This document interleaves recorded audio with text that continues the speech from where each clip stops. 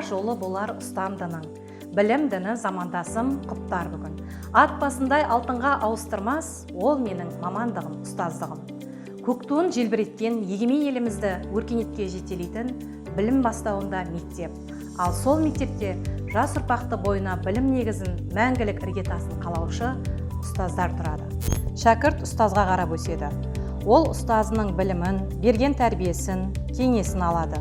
Ұлағатты ұстаздан тәрбие алған адам қоғам қайраткері, ұлы тұлға болып өседі. Өмірін дұрыс бағытқа бейімдеп көркейеді. Алайда оқушыны білімге қызықтырып, өз әлеміне баурап алу үшін ұстазға дариядай білім, биік парасаттылық, талмас еңбекқорлық, таза ниет керек. Жас ұрпақты заманға, жаңашылдыққа сай жолмен табысты жүргізу үшін білім мен біліктілікті үнемі дамытып отыру керек.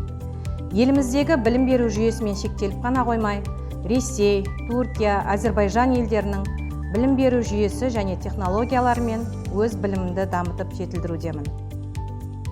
Жаңа формация, жаңа мазмұн мен білім технологияларын, басқару мен тәрбие беру әдістерін, сонымен қатар цифрлық технологияны терең меңгере отырып, нәтижесінде оқушыларым коллаборативті әрекет етеді. Креативті ойлайды, сыни көзқарас білдіреді, коммуникацияға түседі.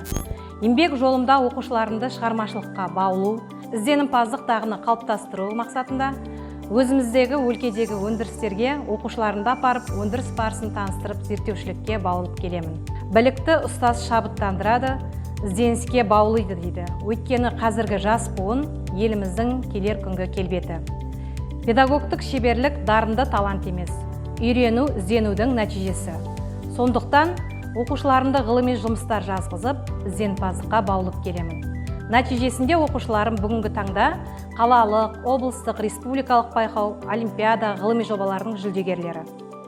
Халықаралық, республикалық, облыстық, ғылыми практикалық конференцияларда өз тәжірибелерімен бөлісіп, кәсіби мереке қарсаңында Қызылорда қаласының әкімінің арнайы сыйақысымен, облыстық қалалық білім басқармаларының құрмет грамоталарымен, алғыс хаттарымен марапатталып, жақсы нәтижеге қол жеткізіп, мектеп мерейін асқақтатудамын.